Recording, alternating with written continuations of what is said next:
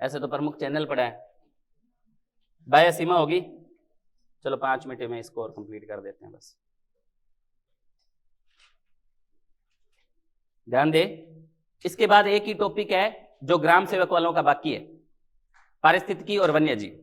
इसके बाद मैं पारिस्थितिकी कराऊंगा, भारत में पारिस्थितिकी तंत्र क्या है और भारत में वन्य जीव, राष्ट्रीय उद्यान वगैरह ये क्या है। मतलब ये 2 टॉपिक मान लीजिए, मेरे 10 दिन का सिलेबस और बाकी है भारतीय ज्योग्राफी का ग्राम सेवक के बच्चों के लिए।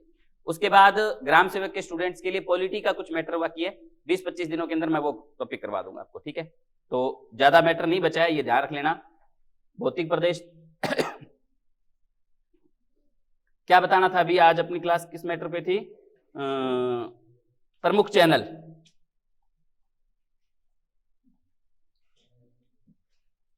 है ना।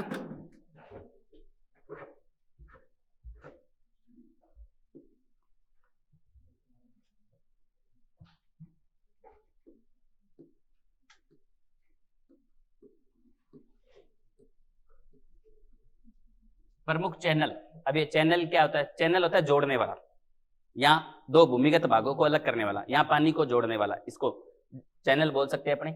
अब देखिए, इसको समझने के लिए सबसे पहले हमें जलीय सीमा के ऊपर चर्चा करनी पड़ेगी। किसी भी देश की जलीय सीमा, जलीय सीमा क्या होती है, कितनी होती है, ध्यान देना, नॉर्मली समझा रहा हूं बस एक बार।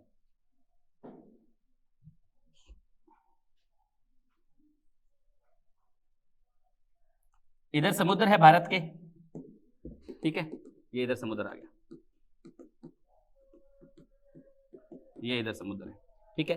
अब आपको पता है कि समुद्र है इधर, और इधर यहां नीचे की साइड एक देश है श्रीलंका, इधर देश है मालदीव, इधर देश है म्यांमार, है ना।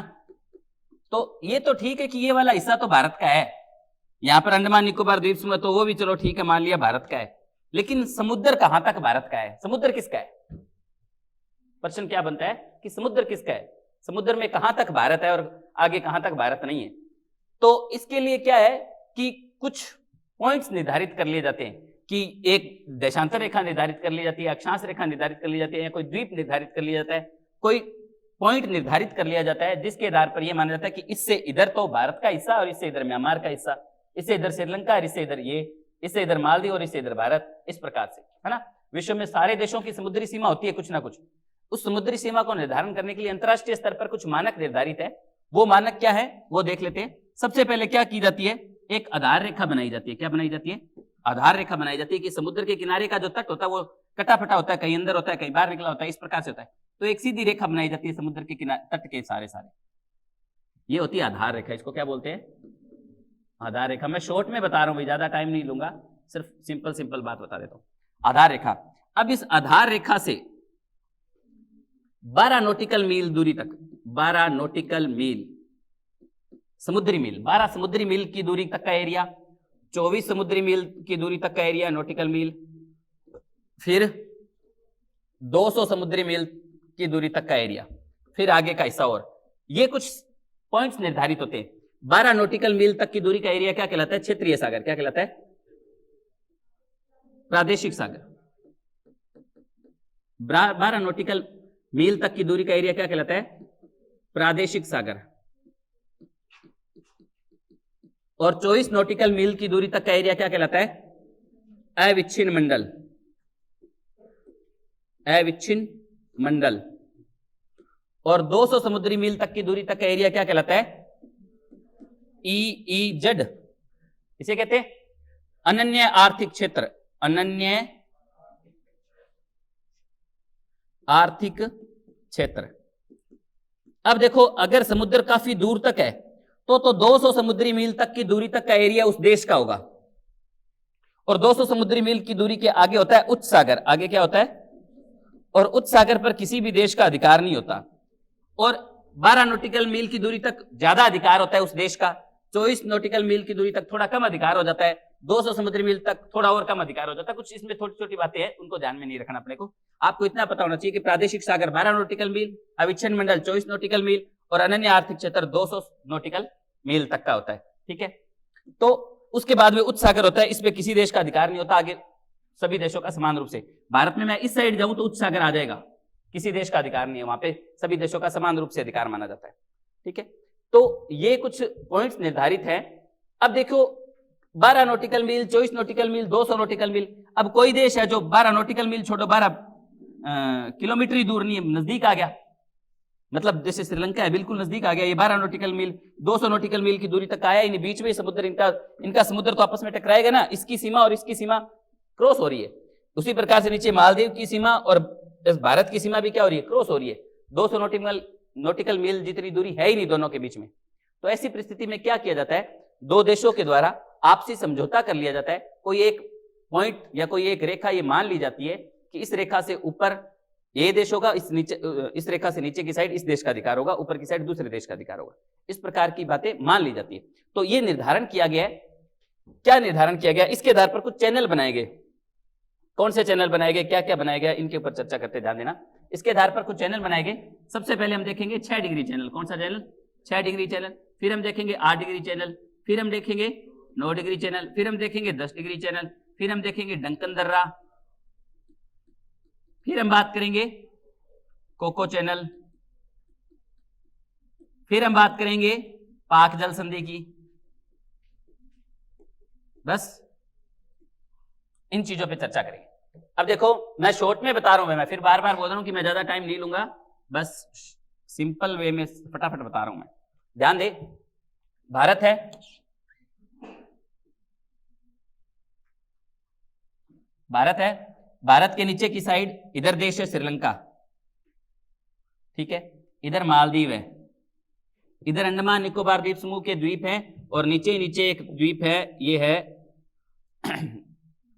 निकोबार का तीसरा द्वीप, 1 2 3 और ऊपर की साइड है 4।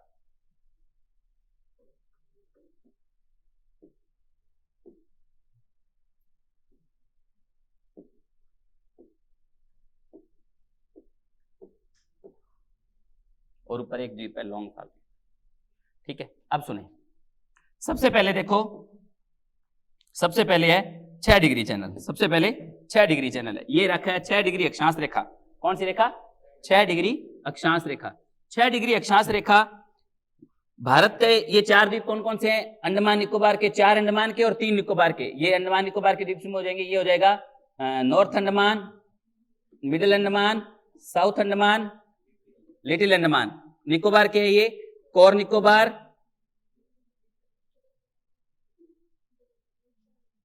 कोर निकोबार, लिटिल निकोबार और ग्रेट निकोबार। ये द्वीप है ग्रेट निकोबार। कौन सा द्वीप है, ग्रेट निकोबार। और यहां पर वो पॉइंट है इंदिरा पॉइंट। कौन सा पॉइंट है, इंदिरा पॉइंट, भारत का लास्ट पॉइंट है जो, इंदिरा पॉइंट भारत का लास्ट पॉइंट है जो। और नीचे एक देश है जिसका नाम है इंडोनेशिया। नीचे कौन सा देश है, इंडोनेशिया। इंडोनेशिया देश का ये द्वीप है सुमात्रा। कौन सा द्वीप है, सुमात्रा द्वीप है इंडोनेशिया। जैसे भारत का ग्रेट निकोबार द्वीप है ना, उसी तरह से नीचे इंडोनेशिया देश है, इंडोनेशिया का सुमात्रा द्वीप है। और ये जो 6 डिग्री चैनल है, ये अलग करता है ग्रेट निकोबार को और सुमात्रा द्वीप को, या भारत को और इंडोनेशिया को, भारत को और इंडोनेशिया को। अब पहला प्रश्न ये कि 6 डिग्री चैनल किन 2 देशों को अलग करता है, भारत को और इंडोनेशिया को। नीचे इंडोनेशिया देश है। 6 डिग्री चैनल किन 2 द्वीपों को अलग करता है, ग्रेट निकोबार और सुमात्रा द्वीप। सुमात्रा इंडोनेशिया का, ग्रेट निकोबार भारत का। ठीक है, ये 6 डिग्री चैनल पे इतनी बात है बस। उसके बाद है 8 डिग्री चैनल। 8 डिग्री चैनल है भारत और मालदीव के बीच में, भारत और मालदीव के बीच में 8 डिग्री चैनल। ये नीचे द्वीप देश है मालदीव। कौन सा देश है, मालदीव। मालदीव देश है जिसकी राजधानी है माले। राजधानी कौन सी है, माले। और ऊपर की साइड भारत का एक प्रमुख द्वीप है जिसका नाम है मिनिकॉय। कौन सा द्वीप है, मिनिकॉय। आप ये भी कह सकते हो कि 8 डिग्री चैनल भारत के मिनिकॉय द्वीप और मालदीव को अलग करता है। मालदीव एक अलग देश है, भारत का द्वीप है मिनिकॉय लक्षद्वीप समूह का। तो इन दोनों को अलग कौन करता है, 8 डिग्री चैनल अलग करता है। ठीक है, भारत और मालदीव के बीच में कौन सा चैनल है, 8 डिग्री चैनल है। अब 8 डिग्री चैनल के ऊपर से कोई जहाज जाएगा तो उससे जो टैक्स वगैरह वसूली है वो भारत करेगा, और नीचे से, इससे नीचे से इधर से कोई जहाज गुजर रहा है तो उस पर मालदीव का अधिकार होगा। फिर उससे टैक्स वसूली वगैरह कौन करेगा, मालदीव करेगा। ये एक रेखा निर्धारित कर दी गई, सीमा रेखा निर्धारित कर दी गई एक प्रकार से।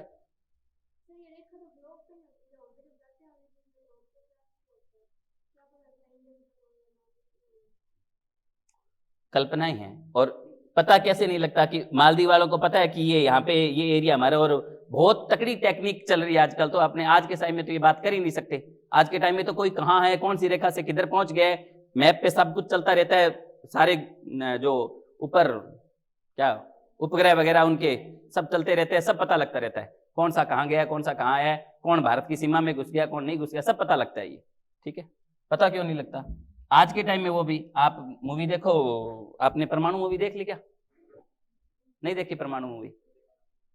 यहाँ दिखाएंगे कभी आपको, इस पे चल जाएगी, देखने वाली, बहुत शानदार मूवी है वास्तव में। भारत ने 1984 में, नहीं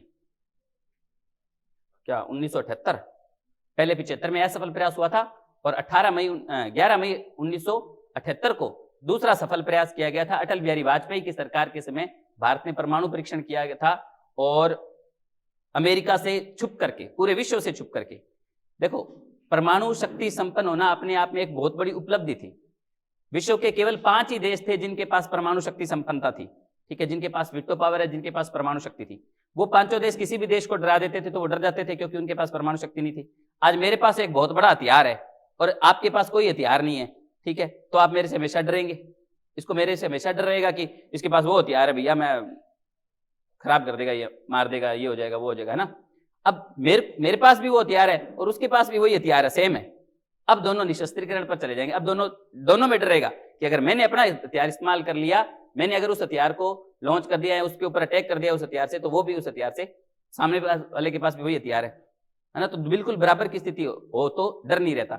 अब अमेरिका, चीन हमेशा भारत को आग दिखाता रहता था, क्योंकि चीन के पास परमाणु शक्ति संपन्नता थी और भारत के पास परमाणु शक्ति संपन्नता थी नहीं।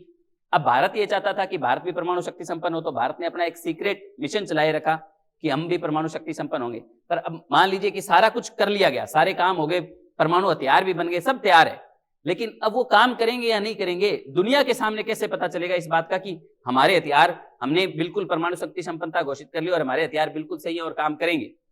तो उसके लिए टेस्ट करने पड़ते हैं। मिसाइल का टेस्ट किया जाता है, इतनी दूरी से इतनी दूरी तक मार करती है, ये काम करती है, वो काम करती है।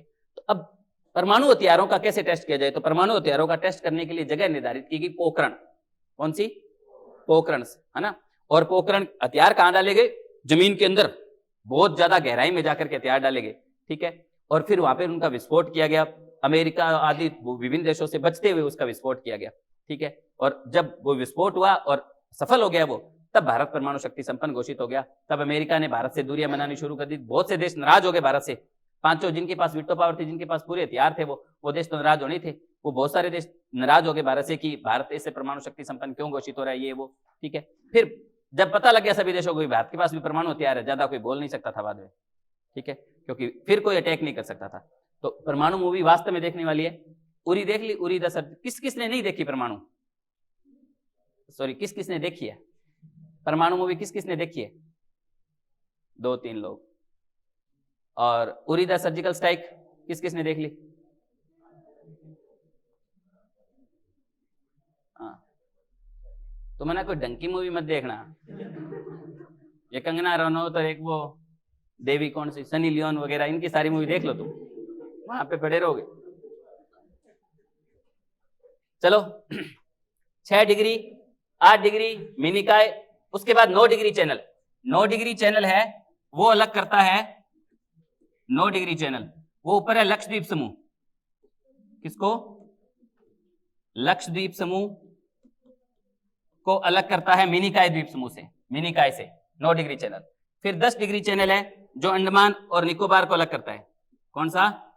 10 डिग्री चैनल है, ऊपर अंडमान के द्वीप हैं और नीचे ये निकोबार के 3 द्वीप हैं, निकोबार के, अंडमान और निकोबार को अलग करता है 10 डिग्री चैनल। उसके बाद है डंकन दर्रा, साउथ अंडमान और लिटिल अंडमान के बीच में है डंकन दर्रा, डंकन दर्रा, डंकन पास है। उसके बाद है Coco Chanel, Coco Chanel, Coco Chanel जो है वो म्यांमार और भारत को अलग करता है, म्यांमार और भारत को अलग करता है। अब देखो बस ये रट्टा मारने वाली बात है, बस 2-3 बार पढ़ोगे रट्टा मारा जाएगा। 6 डिग्री चैनल किस किस को अलग करता है? भारत को और इंडोनेशिया को। सुनते जाना, 6 के बाद 8 डिग्री चैनल मिनिकॉय और मालदीव को अलग करता है, 8 डिग्री चैनल। उसके बाद 9 डिग्री चैनल लक्षद्वीप समूह और मिनिकॉय को अलग करता है। उसके बाद 10 डिग्री चैनल अंडमान और निकोबार को अलग करता है, 10 डिग्री चैनल। उसके बाद डंकन दर्रा साउथ अंडमान और लिटिल अंडमान को अलग करता है, साउथ अंडमान और लिटिल अंडमान को अलग करता है। फिर है कोको चैनल म्यांमार और भारत को अलग करता है, अंडमान नॉर्थ अंडमान और उधर कोको द्वीप है, भारत का लोंगफाल द्वीप है, भारत का यहाँ लास्ट द्वीप है लोंगफाल द्वीप, और ऊपर की तरफ है कोको द्वीप है म्यांमार का, कौन सा, कोको द्वीप है, जिस पर अब चीन का अधिकार है। कोको और लोंगफाल द्वीप के बीच में कोको चैनल है, कह सकते हो म्यांमार और भारत के बीच में कोको चैनल है, कोको और लोंगफाल के बीच में कोको चैनल है। और इंदिरा ग्रेट निकोबार और सुमात्रा के बीच में 6 डिग्री चैनल है, भारत और इंडोनेशिया के बीच में 6 डिग्री चैनल है, एक ही बात है, ठीक है। तो ये एक 6, यहाँ पर है पाक जल संधि, भारत और श्रीलंका के बीच में क्या हो रखी है, पाक जल संधि। ध्यान देना, नाम पाक जल संधि है भारत और श्रीलंका के बीच में, नाम तो पाक जल संधि है भारत और श्रीलंका के बीच में, इसको ध्यान में रख लेना, ठीक है। तो 6 degree channel, 8 degree channel, 9 degree channel, 10 degree channel, Duncan दर्रा, कोको चैनल और पाक जल संधि, ये इतने पॉइंट बताए हैं, नॉर्मल बातें समझ जाओगे। इसको जब आप वीडियो देखो तो इससे उतार भी लेना इसको मेटर को, ठीक है। बस नामकरण में कोई खास बात नहीं है, भारत के नामकरण में। आगे जो भारत का नामकरण है, देखो भारत का नामकरण सबसे, इसमें 2 ही बातें याद रखनी है, आपके एग्जाम में आने लायक क्वेश्चन। देखो भारत का नाम भारत है, भारत का नाम क्या है, भारत के 2 नाम है, हमारे संविधान के अनुसार भारत के 2 नाम है, एक इंडिया और एक भारत, बस 2 ही नाम। हमारे देश के, हमारे संविधान के अनुसार 2 ही नाम है, एक तो इंडिया और एक भारत है। हिंदुस्तान नाम हमारे संविधान, हमारे देश का नहीं है, हिंदुस्तान नाम हमारे संविधान का नहीं है। वैसे बिश्नोइयों के काम है ये हिंदुस्तान नाम रख दिया, मजाक थोड़ी है। आप देखो जितने भी बिश्नोई है ना, वो सै को है बोलते हैं, नहीं बोलते तो बता दो, हुनीलियो, खड़क है, हुनील, सुनील नाम है भाई, चंगा भला नाम इनका सुनील है। नहीं, आजकल थोड़ा टोन चेंज हो गया, आप ठेठ बिश्नोइयों में जाओ कभी ढंग के, मारवाड़ी साइड के, वहां पता चलेगा सीरा नहीं बोलते, हीरो, हीरो, हीरो कौन बोला, हीरो, कड्डी हीरो। तो सै को है का उच्चारण करते हैं। और ये बिश्नोई अभी जाम्बो जी से पहले के भी हैं कुछ बिश्नोई, तो मैं बताता हूँ, देखो क्या हुआ था। देखो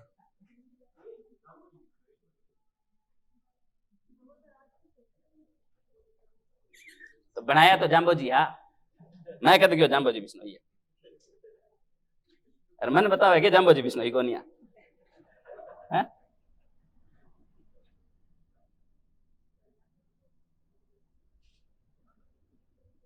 देखो क्या कहानी, भारत का नाम, एक नदी बताई मैंने आपको, इधर मानसरोवर से निकल करके इधर पाकिस्तान की दिशा से होकर के इधर बहती है, क्या नाम था, सिंधु। क्या नाम था, और बिश्नोई बहुत दूर दूर वर्ड है, इधर यूनान में, मध्य एशिया के साइड के जो भी ईरानी थे, मध्य एशिया के लोग थे, यूनानी थे, उन लोगों ने, वो ज्यादातर क्या करते थे, सै का उच्चारण किस रूप में करते थे, है करते थे। और सिंधु नदी के इधर बहुत सारी नदियां बह रही हैं, और ये सिंधु नदी का स्थान था, किसका स्थान था, ये वाला एरिया सिंधु का स्थान, सिंधु का स्थान, सिंधु का स्थान। और वो सै को क्या बोलते थे, है बोलते थे। तो सिंधुस्तान की जगह क्या बोलने लगे, हिंदुस्तान, स्थान, स्थान, स्थान। बता रहा हूं बिश्नोइयों के काम है, झूठ थोड़ी बोल रहा हूं, ठीक है। तो यूनानी, इंडस, ये इसको इंडस भी बोला जाता था, इस सिंधु नदी को क्या बोला जाता था, इंडस। और इंडस से इंडिया बना, इंडस से क्या बना, इंडिया बना। सिंधु से हिंदुस्तान नाम पड़ा था, और इंडस से इंडिया नाम पड़ा था भारत का, ठीक है। इन पर एग्जाम में क्वेश्चन नहीं आने वाले, एग्जाम में क्वेश्चन आएगा भारतीय संविधान में भारत का क्या नाम है। भारतीय संविधान के अनुसार भारत के 2 नाम है, इंडिया और भारत।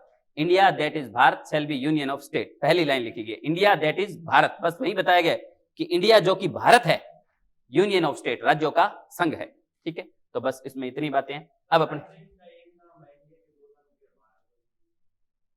हर देश का एक नाम, आपने नहीं शुरू ही चलता है यार, आपने घरे नाम क्यों और व्यापार नाम क्यों, हर एक कोई नाम हो, 2 नाम है, तो क्या चलो भारत को रख दें, क्या दिक्कत तो बड़ी, ठीक है। ये ना ज्यादातर बातें ये है कि हर देश में इतनी विविधताएं नहीं है जितनी हमारे देश में। अगर अमेरिका जाओगे तो वहां हिंदी की कोई वैल्यू नहीं है, वहां सिर्फ इंग्लिश की वैल्यू है, तो अमेरिका अमेरिका ही है बस, है ना। तो वहां उसका हिंदी नाम रखने की उनके विचार में नहीं है, क्यों रखे वो हिंदी नाम, कोई मतलब ही नहीं है। भारत में क्या कंडीशन थी, भारत में 200-250 सालों तक अंग्रेजों ने शासन कर लिया, तो अब अंग्रेजों ने शासन कर लिया इतने समय तक, अब अंग्रेजी राजकाज की भाषा चल रही है, भारत की राजकाज की भाषा क्या चल रही है, अंग्रेजी चल रही है। और हमेशा से नाम 200 सालों तक अंग्रेजों ने नाम क्या रखा, लिया सिर्फ इंडिया ही नाम लिया, भारत के क्षेत्र का नाम क्या लिया, क्योंकि प्राचीन काल से नाम यही था। अब जब देश का संविधान बन रहा है और हिंदी हमारे प्रमुख रूप से बोले जाने वाली भाषा है, हमारे देश के अंदर सबसे ज्यादा बोले जाने वाली भाषा हमारे देश में हिंदी है, तो अब सिर्फ इंडिया ही अगर इसका नाम रखा जाता है तो हिंदी भाषी लोग थोड़ा सा नाराज होते हैं कि इसका नाम हिंदी में भी तो रखो कुछ, तो इसलिए हिंदू इसका भारत नाम भी रखा गया। ठीक है, सिर्फ हिंदी को प्रमुख रूप से मान्यता देने के लिए, हिंदी भाषी लोगों को भी संतुष्ट रखने के लिए इस प्रकार से भारत का नाम भी इसका रखा गया। जबकि आप विश्व का कोई भी दूसरा देश देखो, ज्यादातर दूसरे नाम नहीं है, दूसरे देशों के 2-2 नाम नहीं है, क्योंकि वहां एक ही समुदाय, एक ही वर्ग के लोग रह रहे हैं, तो उनमें ज्यादा विभिन्नताएं नहीं है। भारत में तो मतलब तीसरी गली में जाने पर नस्ल बदल जाती है, पता ही नहीं लगता ये कहाँ का आदमी, सिस्टम ही चेंज हो जाता है, भाषा ही बदल जाती है, कोई कुछ बोलता है कोई कुछ बोलता है, और गंगानगर वालों का तो कोई हाल नहीं है। ठीक है, तो ये